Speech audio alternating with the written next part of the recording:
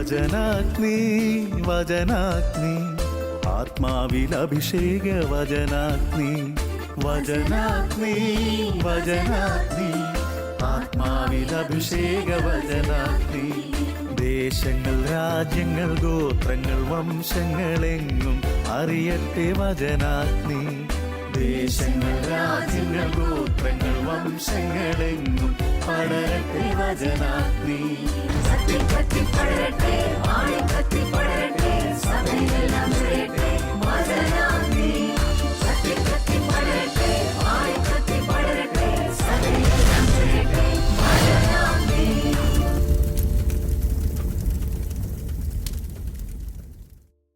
എല്ലാ ശാലോം പ്രേക്ഷകരെയും ഈ വചനാഗ്നി ശുശ്രൂഷയിലേക്ക് വീണ്ടും ഒരിക്കൽ കൂടി സ്വാഗതം ചെയ്യുകയാണ്. Hallelujah, hallelujah. പ്രിയമുള്ളവരെ, വീണ്ടും നമ്മൾ കഴിഞ്ഞ ആഴ്ചയിൽ കേട്ട ആ വിഷയവുമായി ചേർന്ന് പോകുന്ന മറ്റൊരു സന്ദേശമാണ് ഇന്ന് നമ്മൾ കേൾക്കുവാൻ ആഗ്രഹിക്കുന്നത്. നാവിലൂടെ വരുന്ന ശാപത്തിൻ്റെ വഴികൾ. ശാപം എന്താണെന്ന് പലർക്കും അറിയാം. ശാപം വരുന്ന പല വഴികളും നമ്മൾ വെട്ടിയിട്ടുണ്ട്. വെറുതെ വലിഞ്ഞു കയറി ശാപങ്ങൾ ഒരു വ്യക്തിയിലോട്ട് വരികയില്ല. മനസ്സിലായോ? വെറുതെ വഴിയേ പോകുന്ന വയ്യാവേലി വീട്ടിലിരിക്കുന്ന നമ്മളിലേക്ക് ആരിലേക്കും വരികയില്ല. അപ്പോൾ ആരിലേക്കെങ്കിലും വരുന്നുണ്ടെങ്കിൽ അതിന് കാരണമുണ്ട്. ഇറച്ചി കഷ്ണം ഉള്ളിടത്താണ് ഈച്ച വരുന്നത്. അല്ലെങ്കിൽ ഒരു ചക്കച്ചൊള അവിടെ പൊട്ടിക്കിടപ്പുണ്ടെങ്കിൽ അവിടെ ഈച്ച വരും. കാരണമില്ലാതെ ഈച്ച വരികയില്ല. ഇതുപോലെ വെറുതെ ഇരിക്കുന്ന ഒരാളിലേക്ക് ശാപം കടന്നു വരുന്നില്ല. പല വഴികൾ ഒരു വ്യക്തിയിലേക്ക് ശാപം വരാനായിട്ട് കാരണമാകുന്നുണ്ട്. അത് ആ വ്യക്തി തന്നെ ഉണ്ടാക്കിയെടുത്ത വഴികളാണ്. ശാപത്തിന് കാരണമായ പല വഴികളും ഈ വ്യക്തി തന്നെ ഉണ്ടാക്കിയെടുത്തതാണ്. ആ വ്യക്തി വെട്ടിയത് കൊണ്ടാണ് ആ വ്യക്തിയിലേക്ക് ശാപങ്ങൾ കടന്നു വരുന്നത്. അല്ലാതെ വെറുതെ ഇരിക്കുന്ന ഒരാൾ ശപിക്കപ്പെടുകയില്ല, ദൈവം ശപിക്കുന്നില്ല. മനോഹരമായ ഒരു ദൈവവചനമുണ്ട്. സങ്കീർത്തനം അതിൻ്റെ 109 അധ്യായം 17 തിരുവചനം. ഈ വചനഭാഗം നിങ്ങൾ മറന്നു പോകരുത്. വചനം എങ്ങനെയാണ്? ശപിക്കുക അവന് ഇഷ്ടമായിരുന്നു, ശപിക്കുക അവന് ഇഷ്ടമായിരുന്നു, അതുകൊണ്ട് ശാപങ്ങൾ അവൻ്റെ മേൽ നിപതിക്കട്ടെ. അനുഗ്രഹിക്കാൻ അവൻ ഇഷ്ടപ്പെട്ടില്ല, അതുകൊണ്ട് അത് അവനിൽ നിന്ന് അകന്നിരിക്കട്ടെ. ഹല്ലേലൂയ. ഇന്ന് നല്ല ക്രൈസ്തവരെല്ലാം ആത്മീയ സ്ഥലത്ത് വരുമ്പോൾ, അല്ലെങ്കിൽ വൈകുന്നേരം പ്രാർത്ഥനയുടെ സ്ഥലത്ത് വരുമ്പോൾ അവരുടെ വായിൽ നിന്ന് പുറപ്പെടുന്നതെല്ലാം അനുഗ്രഹത്തിൻ്റെ വാക്കുകളാണ്. ദൈവമേ എന്നെ അനുഗ്രഹിക്കണമേ, എന്നെ അനുഗ്രഹിക്കണമേ, എന്നെ അനുഗ്രഹിക്കണമേ, അനുഗ്രഹിക്കണമേ. ഭയങ്കര പ്രാർത്ഥനകളാണ്, നിലവിളിയാണ്. അനുഗ്രഹിക്കണമേ അനുഗ്രഹിക്കണമേ എന്ന് 100 വട്ടം പ്രാർത്ഥിക്കുന്ന അവർ അനുഗ്രഹം തന്നിലേട്ട് വരാനായിട്ട് ഒരു സാഹചര്യം ഉണ്ടാക്കുന്നില്ല, ഒരു വഴി വെട്ടുന്നില്ല എന്നുള്ളതാണ് ഏറ്റവും ദുഃഖകരമായ ഒരു കാര്യം. റിസ്ക് എടുക്കാൻ തയ്യാറല്ല. പ്രാർത്ഥനയല്ലാതെ ആ പ്രാർത്ഥിക്കുന്നതിൻ്റെ അർത്ഥത്തിനനുസരിച്ച് ജീവിതത്തിൽ ഒരു വഴിവെട്ടാൻ, ജീവിതം കൊണ്ടൊരു വഴിവെട്ടാൻ, മാനസാന്തരം കൊണ്ടൊരു വഴിവെട്ടാൻ ഇങ്ങനെയുള്ളവരൊന്നും തയ്യാറല്ല. പുണ്യപ്രവർത്തികൾ ചെയ്യും, ഭക്താനുഷ്ഠാനങ്ങൾ ചെയ്യും, നേർച്ചകാഴ്ചകൾ ചെയ്യും, എല്ലാ നൊവേനകളും പ്രാർത്ഥനകളും ഉണ്ടായിരിക്കും, നിലവിളിയും പ്രാർത്ഥനയും ഉണ്ട്, എല്ലാം ഉണ്ട്. പക്ഷേ ഇങ്ങനെയുള്ളവർ അവരുടെ ജീവിതം കൊണ്ട് ദൈവവചനത്തെ അനുസരിക്കുന്നവരല്ല പലരും. എന്താണ് നമ്മളിപ്പോൾ കേട്ട തിരുവചനം? ശപിക്കുക അവന് ഇഷ്ടമായിരുന്നു, അതുകൊണ്ട് ശാപങ്ങൾ അവൻ്റെ മേൽ പതിക്കട്ടെ. ഇത് സത്യമല്ലേ പലരുടെയും ജീവിതത്തിൽ? പൊതുവേ നമ്മൾ നോക്കുമ്പോൾ പല മനുഷ്യരുമായിട്ട് വ്യക്തികളുമായിട്ട് ഇടപെടുമ്പോൾ അവരുടെ വായിൽ നിന്ന് ശാപത്തിൻ്റെ വാക്കുകളാണ് വരുന്നത്.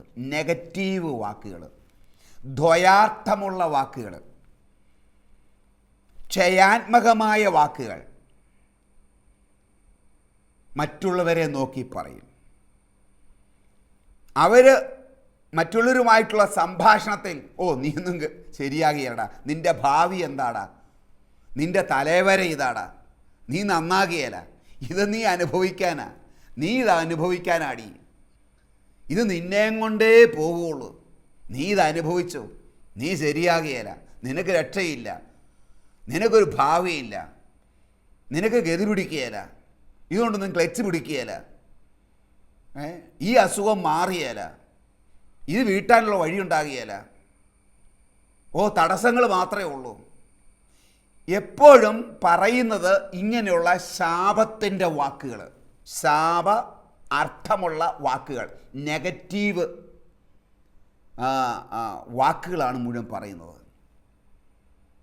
ഇനി അടുത്ത ലെവലുണ്ട്, പലരും പച്ചയ്ക്ക് തന്നെ തെറി പറയുക, ശാപം പറയുക, നീ ഒരിക്കലും ഗുണം പിടിക്കുകയില്ല, നീയൊക്കെ അനുഭവിക്കാനാടാ, നീയൊക്കെ എവിടെ ചെന്ന് നന്നാകാനാടാ, നീയും തലമുറകളും അനുഭവിക്കും, നീയൊക്കെ ഏത് ബിസിനസ് ചെയ്യാൻ തട്ടിപ്പോവുകയുള്ളൂ.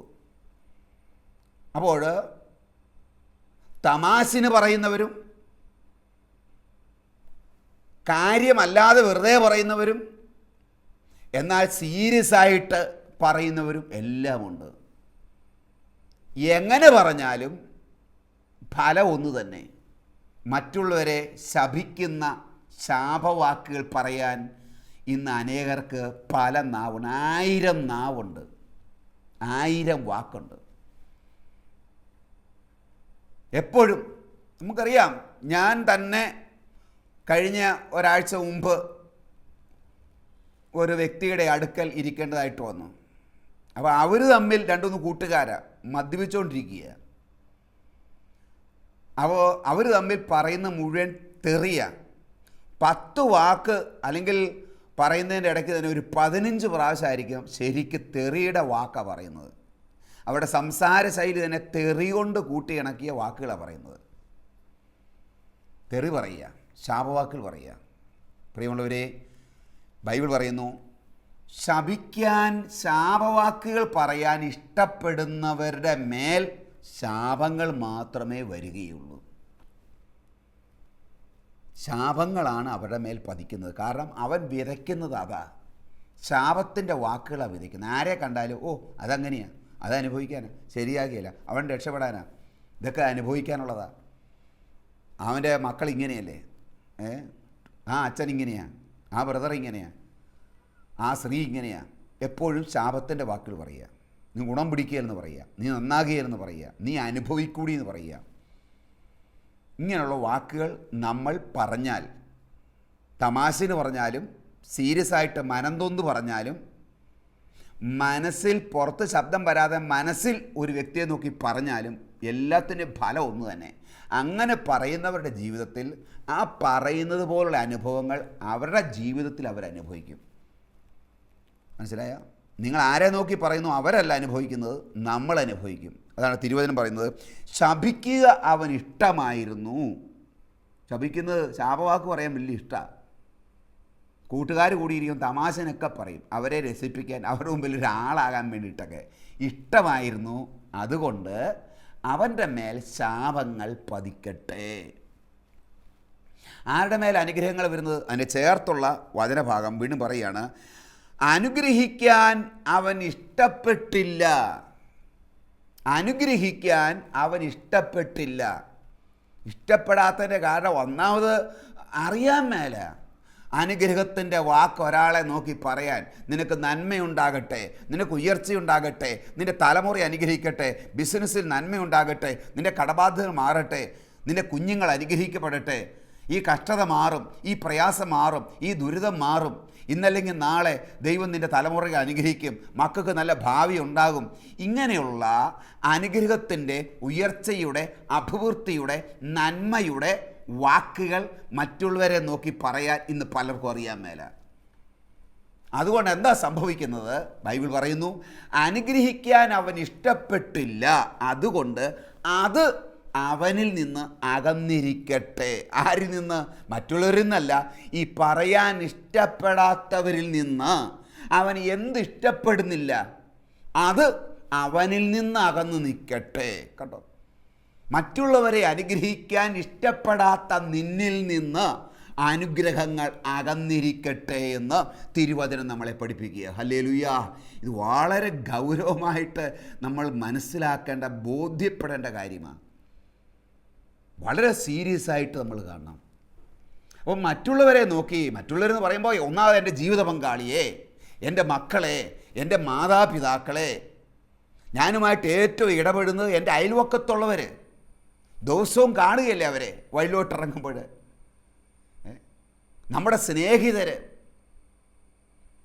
നമ്മുടെ പള്ളിയിൽ പോകുമ്പോൾ നമ്മുടെ ഇടവക്കാർ, നമ്മൾ എപ്പോഴും കടകളിൽ പോകുമ്പോൾ ദിവസവും കണ്ടുമുട്ടുന്ന കച്ചവടക്കാർ, നാട്ടുകാർ, നമ്മളുമായി ഇടപെടുന്ന വ്യക്തികളെ നോക്കി ഒന്ന് ചിരിക്കാനോ നന്ദി പറയാനോ ഗോഡ് ബ്ലെസ് യു, അല്ലെങ്കിൽ സംസാരിക്കുന്നതിൻ്റെ ഇടയ്ക്ക് ഈ കഷ്ടത മാറും, ദൈവം അനുഗ്രഹിക്കുന്നേ, ഈ ബുദ്ധിമുട്ടൊക്കെ ചേച്ചി മാറിക്കോളും, ചേച്ചി ദൈവത്തെ മുറുകെ പിടിക്കുക, ദൈവം അനുഗ്രഹിക്കും, ഈ കഷ്ടതകളൊക്കെ ഈ കുറച്ച് നാൾ കഴിയുമ്പോൾ മാറും, പിള്ളേരൊക്കെ വളർന്നുകൊണ്ടിരിക്കുമല്ലേ, അവർക്കൊരു ഭാവിയൊക്കെ ഉണ്ടായിക്കോളും എന്നൊരാശ്വാസം, ഒരു പ്രത്യാശ, ഒരു ബ്ലെസ്സിങ് നീ അവർക്ക് കൊടുക്കുമ്പോൾ, ബൈബിൾ പറയുന്നു, അങ്ങനെ കൊടുക്കുന്ന വ്യക്തിക്ക് അതുപോലുള്ള അനുഗ്രഹങ്ങൾ കിട്ടും. അങ്ങനെയുള്ള അനുഗ്രഹങ്ങൾ കിട്ടും, അവർ അനുഗ്രഹിക്കപ്പെടും. അപ്പോൾ അങ്ങനെയുള്ള ശീലം നമുക്ക് അറിയാൻ മേല, ശീലിച്ചിട്ടില്ല, ഇഷ്ടമില്ല, ഇഷ്ടപ്പെടുന്നില്ല എങ്കിൽ സംഭവിക്കുന്നത് നമ്മുടെ ജീവിതത്തിൽ നമ്മൾ അനുഗ്രഹിക്കപ്പെടുകയില്ല എന്ന് കൃത്യമായി തിരുവചനം പറയുന്നു. അതുകൊണ്ട് മറ്റുള്ളവരെ നോക്കി, അതൊന്നും എനിക്കറിയാൻ മേല, നമ്മൾ ശീലിച്ചിട്ടില്ല, നമ്മൾ വലിയ കാസ്മാറ്റിക്കൊന്നും അല്ലല്ലോ എന്നൊക്കെ പറഞ്ഞ് എക്സ്ക്യൂസ് പറഞ്ഞ് ഒഴിവാകുന്നവരുണ്ട്. അനുഗ്രഹിക്കാൻ അറിയാൻ മേലെന്നും പറഞ്ഞുകൊണ്ട് ശപിക്കാൻ അറിയാമല്ലോ. അതാരെങ്കിലും പഠിപ്പിച്ചിട്ടാണോ? ഒരാളെ തെറി പറയുന്നത് ആരെങ്കിലും പഠിപ്പിച്ചിട്ടാണോ തെറി പറയുന്നത്? എടാ നീ ഗുണം പിടിക്കുകയില്ല എന്ന് പറഞ്ഞത് പറയടാ ഒന്ന് ശീലിച്ച് എന്ന് പറഞ്ഞിട്ട് പഠിപ്പിച്ചിട്ടാണോ? അല്ലല്ലോ, തന്നെ പഠിക്കുകയല്ലേ. അങ്ങനെയാണെങ്കിൽ അനുഗ്രഹത്തിൻ്റെ വാക്കുകളും നമ്മൾ പഠിക്കണം. അനുഗ്രഹത്തിൻ്റെ വാക്കുകൾ നമ്മൾ പഠിക്കണം, മറ്റുള്ളവരെ അനുഗ്രഹിക്കണം. ഞാൻ എന്തായിത്തീരണമെന്നാണോ ഞാൻ ആഗ്രഹിക്കുന്നത്, എൻ്റെ ജീവിതത്തിൽ, എൻ്റെ കുടുംബത്തിൽ, എൻ്റെ ഭാവി, എൻ്റെ തലമുറ, ഞാനുമായി ബന്ധപ്പെട്ട കാര്യങ്ങൾ ഞാൻ അനുഗ്രഹിക്കപ്പെടണമെന്ന് നിങ്ങൾ ആഗ്രഹിക്കുന്നുവെങ്കിൽ നിങ്ങൾ എന്ത് ചെയ്യണം? അത് മറ്റുള്ളവരെ നോക്കി അങ്ങോട്ട് പറഞ്ഞേ. അപ്പോഴെന്ത് ചെയ്യും? നീ അനുഗ്രഹിക്കാൻ അതിഷ്ടപ്പെടുന്നു, മറ്റുള്ളവരെ നോക്കി അനുഗ്രഹിക്കുന്നു. അപ്പോഴെന്ത് ചെയ്യും? ആ അനുഗ്രഹങ്ങളൊക്കെ നിൻ്റെ ജീവിതത്തിലേക്ക് കടന്നു വരാൻ തുടങ്ങും. ഇന്ന് നിങ്ങളുടെ സാമ്പത്തിക ഞെരുക്കമുണ്ടായിരിക്കാം, ഉദാഹരണം പറയുക, സാമ്പത്തികമായ കടബാധ്യതയിൽ കഴിയായിരിക്കാം. പക്ഷെ നിങ്ങൾ എന്നെ ചെയ്യണം? നിങ്ങൾ മറ്റുള്ളവരെ നോക്കി, അതേ സാമ്പത്തിക വേദനയിലൂടെ കടബാധ്യത കടന്നു പോകുന്നവരെ നോക്കി അനുഗ്രഹിക്കുക. വ്യക്തിപരമായി അറിയാവുന്നവരുണ്ടെങ്കിൽ അവരുമായിട്ട് ഇടപെടുമ്പോൾ സംസാരിക്കുന്നതിനിടയ്ക്ക് ദൈവം നിൻ്റെ കഷ്ടം മാറ്റും, കടബാധ്യത മാറ്റും, ഉയർച്ചയുണ്ടാകും, ഒരു വഴി തുറക്കും, ദൈവം ഇടപെടും. ഞാനും പ്രാർത്ഥിക്കാം, ദൈവം നിന്നെ അനുഗ്രഹിക്കട്ടെ എന്ന് അവനെ നോക്കി, അവളെ നോക്കി ഒന്ന് പറഞ്ഞേ, വാ കൊണ്ട് പറഞ്ഞേ, പല പ്രാവശ്യം ഒന്ന് പറഞ്ഞേ. അങ്ങനെ പറയുമ്പോൾ അനുഗ്രഹിക്കുന്ന ഒരു ഭാഷാ ശൈലി, ഒരു ജീവിത ശൈലി നീ ഉണ്ടാക്കിയെടുക്കുമ്പോൾ നീ അനുഗ്രഹിക്കപ്പെടും എന്ന് തിരുവചനം പറയുകയാണ്. കണ്ടോ, അനുഗ്രഹിക്കാൻ അവൻ ഇഷ്ടപ്പെട്ടില്ല, അതുകൊണ്ട് അവനിൽ നിന്ന് അകന്നാതിരിക്കട്ടെ. അപ്പോൾ ആരിൽ നിന്നാണ് അനുഗ്രഹം അകന്നിരിക്കുന്നത്? ആരിൽ നിന്നാണ് അനുഗ്രഹം അകന്നിരിക്കുന്നത്? അവൻ അനുഗ്രഹിക്കാൻ ഇഷ്ടപ്പെടാത്തവരിൽ നിന്നൊക്കെ അനുഗ്രഹം അകന്നിരിക്കും. വലിയ പള്ളി ഭക്തനായിരിക്കാം, പെരുന്നാളിനൊക്കെ ബാജ്യം കുത്തി ഏറ്റവും മുമ്പിൽ നിൽക്കുന്നവനായിരിക്കാം, ശിങ്കാരിമേളത്തിന് മുമ്പിലുള്ളവരായിരിക്കാം, ഊട്ടുനേർച്ച നടത്തുന്ന ആളായിരിക്കാം, നൊവേനയ്ക്ക് ഏറ്റവും മുമ്പിലുള്ള ആളായിരിക്കാം, കൺവെൻഷനിലെല്ലാം മുമ്പിൽ നിന്ന് ഹല്ലേലൂയ സ്തോത്രം പറയുന്ന ആളായിരിക്കാം. മനസ്സിലായോ? പക്ഷേ എവിടെയെല്ലാം ഓടി നടന്നിട്ടും അടിസ്ഥാനപരമായ ഒരു ഉയർച്ച, ഒരു സന്തോഷം, സമാധാനം കുടുംബത്തിൽ ഉണ്ടാകുന്നില്ല. ഒരുപക്ഷെ അതിന് കാരണം നാം മറ്റുള്ളവരെ അനുഗ്രഹിക്കാൻ ഇഷ്ടപ്പെടുന്നില്ല. ചിലർ അയലോക്കംകാരെ അനുഗ്രഹിക്കാത്തതിൻ്റെ കാരണം എന്നാ?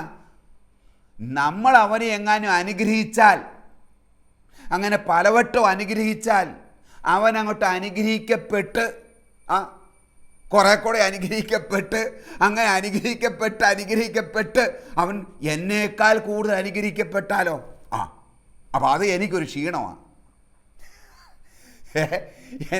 എനിക്കതൊരു ക്ഷീണമാണ്. അപ്പം അങ്ങനെ അത്ര വലിയ അനുഗ്രഹമൊന്നും കൊടുക്കേണ്ട ആവശ്യമില്ല. അപ്പോൾ ചിലരുടെ മനോഭാവം ഇതാ, ഞാൻ അനുഗ്രഹിച്ചിട്ട് നീ അനുഗ്രഹിക്കപ്പെടേണ്ടടാ. ചിലർ പറയുന്നത് ഞാൻ കേട്ടിട്ടുള്ള കേട്ടോ, അങ്ങനെ ഞാൻ അനുഗ്രഹിച്ചിട്ട് നീ അനുഗ്രഹിക്കപ്പെടേണ്ട. ഇതാണ് അവർ പഠിച്ചു വച്ചിരിക്കുന്നത്, അവരുടെ ചിന്ത, അവരുടെ കാഴ്ചപ്പാട്, അവരുടെ അറിവ് അത്രയേ ഉള്ളൂ. എടാ, ഞാൻ അനുഗ്രഹിച്ചിട്ട് ഒരാൾ അനുഗ്രഹിക്കപ്പെടുന്നത് നമുക്ക് അഭിമാനമല്ലേ? കണ്ടോ? ഞാൻ അനുഗ്രഹിച്ചത് കൊണ്ട്, ഞാൻ സഹായിച്ചത് കൊണ്ട്, ഞാൻ പ്രാർത്ഥിച്ചത് കൊണ്ട് ഒരാൾക്ക് ഉയർച്ചയുണ്ടായെങ്കിൽ, അഭിവൃദ്ധിയുണ്ടായെങ്കിൽ, അനുഗ്രഹിക്കപ്പെട്ടെങ്കിൽ അതിൽ നമുക്ക് സന്തോഷിക്കാൻ വകയാണ്, അഭിമാനിക്കാനാ വക. ഹല്ലേലൂയ. അപ്പോൾ ഈ ഒരു മനോഭാവം വെച്ചുകൊണ്ട് തന്നെ മറ്റുള്ളവരെ അനുഗ്രഹിക്കാത്ത വ്യക്തികളുണ്ട്, അവർക്ക് നന്മ നേരാത്തവരുണ്ട്, അവരുടെ സന്തോഷത്തിൽ പങ്കുചേരാത്തവരുണ്ട്, അവർക്ക് വേണ്ടി പ്രാർത്ഥിക്കാത്തവരുണ്ട്. കണ്ടോ? അപ്പോൾ ഞാൻ അവരെ അനുഗ്രഹിച്ച് എല്ലാ ദിവസവും അനുഗ്രഹിച്ചാൽ അവരനുഗ്രഹിക്കപ്പെട്ടങ്ങ് പോയി കഴിഞ്ഞാൽ പിന്നെ ഞാൻ താന്നു കിടക്കേണ്ടി വരികയല്ലേ? ഇതാണ് പൈശാചികമായ ചിന്ത, തിന്മയുടേതായ ലോകത്തിൻ്റെ അറിവാണിത്. അപ്പോൾ അനുഗ്രഹം ആരിലേക്കാണ് വരാത്തത്? മറ്റുള്ളവരെ അനുഗ്രഹിക്കാൻ മടി കാണിക്കുന്ന, ഏത് കാരണത്താലായിക്കോട്ടെ മടിക്കുന്ന, മറ്റുള്ളവർ അനുഗ്രഹിക്കപ്പെടാൻ ഇഷ്ടപ്പെടാത്ത വ്യക്തികളിലേക്ക് എന്നാ കടന്നു വരും? ശാപം കടന്നു വരും, അല്ലെങ്കിൽ അവർ അനുഗ്രഹിക്കപ്പെടുകയില്ല. മറ്റുള്ളവരെ അനുഗ്രഹിക്കാൻ ഇഷ്ടപ്പെടാത്തവരിൽ നിന്ന് അവൻ ഇഷ്ടപ്പെടാത്ത അനുഗ്രഹം, മറ്റുള്ളവരെ അനുഗ്രഹിക്കാൻ ഇഷ്ടപ്പെടാത്ത ആ കാര്യം അവനിൽ നിന്ന് അകന്നു നീക്കും. അനുഗ്രഹം അവൻ്റെ വീട്ടിൻ്റെ പടിക്കലോട്ട് കയറിയേല, അവൻ്റെ വീട്ടുപടിക്കലോട്ട് അനുഗ്രഹം കയറിയേല, അവൻ്റെ കുഞ്ഞുങ്ങളുടെ തലമുറകളിലേക്ക് അനുഗ്രഹം വരികയില്ല. അനുഗ്രഹം എന്ന് പറയുമ്പോൾ ഞാൻ ഉദ്ദേശിക്കുന്നത് ദൈവാനുഗ്രഹം. ഹല്ലേലൂയ. ലോകത്തിൻ്റെ അനുഗ്രഹമല്ല.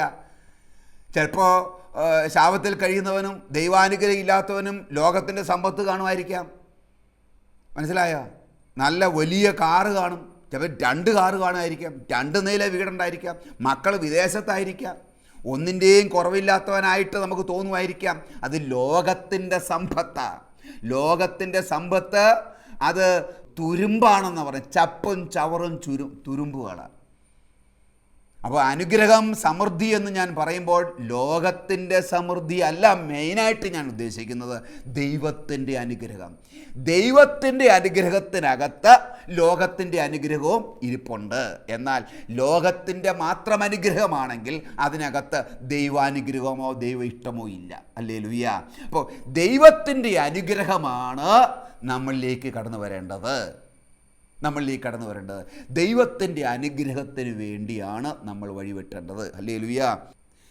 പ്രഭാഷകന്റെ പുസ്തകം 21 അധ്യായം അതിൻ്റെ 27 തിരുവചനം, 21-27. അവിടെ വചനം പറയുകയാണ്, ദൈവഭയമില്ലാത്തവൻ മറ്റുള്ളവരെ ശപിക്കുമ്പോൾ തന്നെയാണ് അവൻ ശപിക്കുന്നത്. കണ്ടോ, ദൈവമില്ലാത്തത് കൊണ്ടാണ് അവൻ്റെ വായിലൂടെ ശാപങ്ങൾ വരുന്നത്, അല്ലേ? അനുഗ്രഹിക്കാൻ ഇഷ്ടപ്പെടാത്തതിൻ്റെ കാരണം, മറ്റുള്ളവരെ അനുഗ്രഹിക്കാൻ ഇഷ്ടപ്പെടുക ഇരിക്കുക എന്നത് മാത്രമല്ല, മറ്റുള്ളവരെ ശപിക്കുക. അപ്പം മറ്റുള്ളവരെ ഒരാൾ ശപിക്കുമ്പോൾ അവൻ തന്നെയാണ് ശപിക്കുന്നത് എന്ന് തിരുവചനം പഠിപ്പിക്കുക. സത്യമായത് നിങ്ങൾ മലന്ന് കിടന്നിട്ട് കാർക്കിച്ച് തുപ്പുക, നേരെ മേലോട്ട് തുപ്പിയ വേറെ ആരിലേക്കും പോകുകയില്ല, തുപ്പുന്ന ആളുടെ മുഖത്തോട്ട് തന്നെ കൃത്യമായിട്ട് വന്ന് വീഴും. എത്ര തുപ്പിയാലും തുപ്പുന്ന ആളുടെ മുഖത്തേക്ക് വന്ന് വീണ്ടും പതിച്ചുകൊണ്ടിരിക്കും. ഒരാൾ വേറൊരാളെ കാരണമുണ്ടായിട്ടോ അകാരണമായിട്ടോ, നിൻ്റെ മുമ്പിലാണ് കാരണം, മനസ്സിലായി, നിനക്കാണത് കാരണം. അപ്പോൾ ഏത് കാരണത്താലാണെങ്കിലും നിങ്ങൾ വേറൊരു വ്യക്തിയെ ശപിക്കുമ്പോൾ ആ ശപിക്കുന്ന ശാപം നിൻ്റെ മേൽ തന്നെ പതിയുന്നു എന്ന് തിരുവചനം പഠിപ്പിക്കുകയാണ്. യാക്കോബ് സ്ലീഹായുടെ ലേഖനത്തിലെ 3 അധ്യായം 9 തിരുവചനം അതിന് പറയുകയാണ്, ദൈവത്തോട് പ്രാർത്ഥിക്കുന്ന ഒരേ നാവ് കൊണ്ട് തന്നെ ദൈവത്തിൻ്റെ സ്വഭാവത്തിൽ സൃഷ്ടിച്ച മനുഷ്യരെ ശപിക്കുകയും ചെയ്യുന്നു. ഇത് ഉചിതമല്ല. ശരിയല്ലേ? എന്ത് കറക്റ്റായിട്ടാണ് ദൈവവചനം പറയുന്നത്. ഭയങ്കര പ്രാർത്ഥനയാണ്. രാത്രി ആയിക്കഴിഞ്ഞാൽ ധ്യാനകേന്ദ്രത്തിൽ ചെന്ന് കഴിഞ്ഞാൽ ഭയങ്കര പ്രാർത്ഥനയാണ്. അമന്ന് കിടന്ന പ്രാർത്ഥന, നിലവിളിച്ച പ്രാർത്ഥന. അപ്പോൾ ദൈവത്തോട് പ്രാർത്ഥിക്കുന്ന സ്തുതിപ്പാണെങ്കിലോ കായ് പോക്കി ഭയങ്കര വെടികെട്ട് നിലവിളിക്ക് മക്കളെ ഈശോയെ എന്ന് വിളിച്ചു കഴിഞ്ഞാൽ ഭയങ്കര നിലവിളിയാണ്. അപ്പോൾ ദൈവത്തോട് പ്രാർത്ഥിക്കുന്ന അതേ നാവ് കൊണ്ട് ദൈവത്തിൻ്റെ സാദൃശ്യത്തിൽ സൃഷ്ടിക്കപ്പെട്ട, കേട്ടോ, അപ്പോൾ ദൈവത്തെ കാണാൻ വേറെ ആരിലോട്ടും നോക്കണ്ട, എൻ്റെ ചുറ്റുപാടുള്ള മനുഷ്യരിലേക്ക്, സഹജീവികളിലേക്ക് നോക്കിയാൽ മതി. ദൈവമാണത്. അപ്പോൾ അവരെ നമ്മൾ ശപിക്കുന്നു അതേ നാവ് കൊണ്ട്. ഒരേ നാവ് കൊണ്ട് നമ്മൾ ശപിക്കുകയും പ്രാർത്ഥിക്കുകയും ചെയ്യുന്നു. ബൈബിൾ പറയുന്നു ഇത് ഉചിതമല്ല, ഇത് നല്ലതല്ല, ഇത് അങ്ങനെയുള്ളവർ അനുഗ്രഹിക്കപ്പെടുകയില്ല എന്ന് തിരുവചനം വളരെ വ്യക്തമായിട്ട് നമ്മളെ പഠിപ്പിക്കുകയാണ്. അതിനാൽ ഈ തിരുവചന ഭാഗങ്ങളിൽ നിന്ന് ദൈവം നിങ്ങളോട് സംസാരിച്ചിരിക്കുകയാണ്. ശാപം നമ്മുടെ ജീവിതത്തിലോട്ട് വരുന്ന ഒരു വഴിയെക്കുറിച്ചാണ് നിങ്ങളുമായി ഞാൻ പങ്കുവച്ചത്. എങ്ങനെയാണ് വരുന്നത്, വരാനുള്ള സാധ്യത? അത് ദൈവം വെട്ടിയതല്ല, ദൈവം അങ്ങനെ ഒരു വഴിയും വെട്ടിയിട്ടില്ല. പിന്നെയോ ശാപം വരാനായിട്ടുള്ള വഴി ഞാൻ തന്നെ വെട്ടിയിട്ടിരിക്കുകയാണ്. അനുഗ്രഹം വരണമെങ്കിലും ഞാൻ തന്നെ വെട്ടണം എന്നിലേക്ക് അനുഗ്രഹത്തിൻ്റെ വഴി. അപ്പോൾ എങ്ങനെയാണ് മറ്റുള്ളവരെ ശപിക്കുക, ശാപത്തിൻ്റെ വാക്കുകൾ പറയുക, അനുഗ്രഹിക്കാൻ ഞാൻ ഇഷ്ടപ്പെടാത്ത ഒരവസ്ഥ.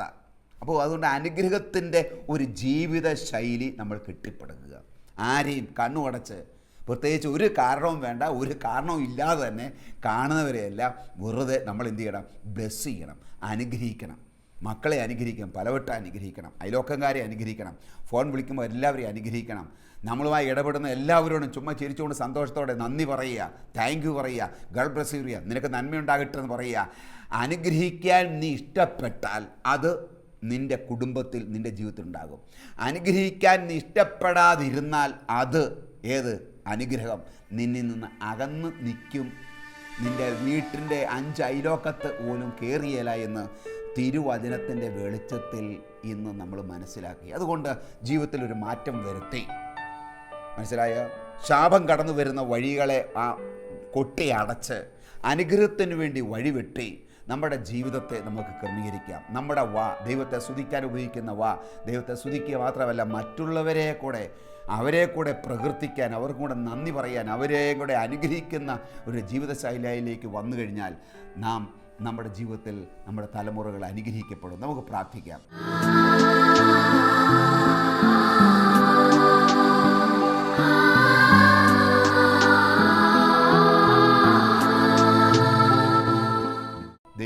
ശബ്ദം കേട്ട എല്ലാവരെയും നിൻ്റെ നാമത്തിൽ ഞാൻ അനുഗ്രഹിച്ച് പ്രാർത്ഥിക്കുകയാണ്. അറിവില്ലായ്മ മൂലം ഏതെങ്കിലും വിധത്തിൽ അനുഗ്രഹത്തിൽ നിന്ന് ഇവരകന്നാണ് ജീവിക്കുന്നതെങ്കിൽ കർത്താവെ, അനുഗ്രഹത്തിൻ്റെ ഫലം അനുഭവിക്കാൻ പറ്റാതെ വേദനയും ദുഃഖത്തിലും കണ്ണുനീരിലും പരാജയങ്ങളിലും കർത്താവെ തകർച്ചയിലൂടെ കടന്നു പോകുന്ന മക്കളെ നീ ഇപ്പോൾ തന്നെ തുടരണമേ എന്ന് പ്രാർത്ഥിക്കുന്നു കർത്താവെ.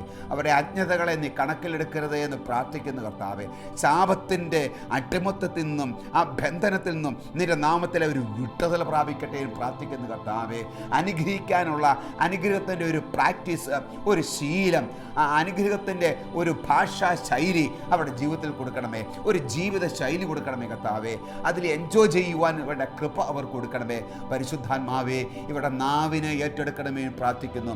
ഇവരുടെ നാവിലൂടെ ഇനി ജീവിതത്തിൽ ഒരു വ്യക്തിയെപ്പോലും ശപിക്കുന്ന വാക്കുകൾ പറയാതിരിക്കട്ടെ. ശാപത്തിൻ്റെ ഫലങ്ങൾ പുറപ്പെടാതിരിക്കട്ടെ കർത്താവെ. അനുഗ്രഹത്തിൻ്റെ ഫലങ്ങൾ പുറപ്പെടുവിക്കുന്ന, അനുഗ്രഹത്തിൻ്റെ ഭാഷാ ശൈലികൾ, വാക്കുകൾ പറയുന്ന നാവുകളായി, അധരങ്ങളായി ഇവിടെ അധരങ്ങൾ മാറ്റപ്പെടട്ടെ. അവരുടെ ഹൃദയം അനുഗ്രഹിക്കപ്പെടട്ടെ. ദൈവത്തിൻ്റെ പരിശുദ്ധാത്മാവ് അതിശക്തിയോടെ ഈ ശബ്ദം കേൾക്കുന്ന എല്ലാ വ്യക്തികളെയും, അവരുടെ കുടുംബങ്ങളെ, മക്കളെ, തലമുറകളെ, തൊഴിൽ മേഖലകളെ, ആത്മീയ മേഖലകളെ അനുഗ്രഹിക്കട്ടെ. യേശുവിൻ്റെ നാമത്തിൽ ഇവർ അനുഗ്രഹിക്കപ്പെടട്ടെ. ആത്മാവിൻ്റെ ഒരു അഭിഷേകം എല്ലാ മക്കളുടെ മേലും വ്യാപരിക്കട്ടെ എന്ന് പ്രാർത്ഥിക്കുന്നു. Hallelujah, hallelujah, hallelujah, hallelujah, hallelujah, hallelujah. യേശുവേ, ആരാധന, ആരാധന, ആരാധന, ആരാധന, ആരാധന, ആരാധന.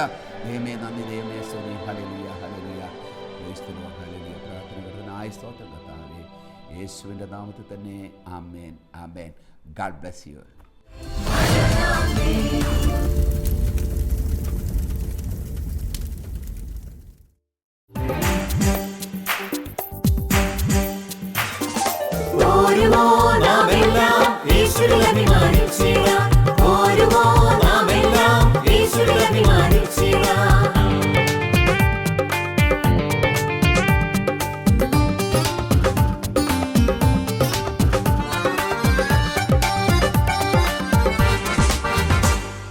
നമ്മുടെ നാഥൻ ഒലിവുമലയിൽ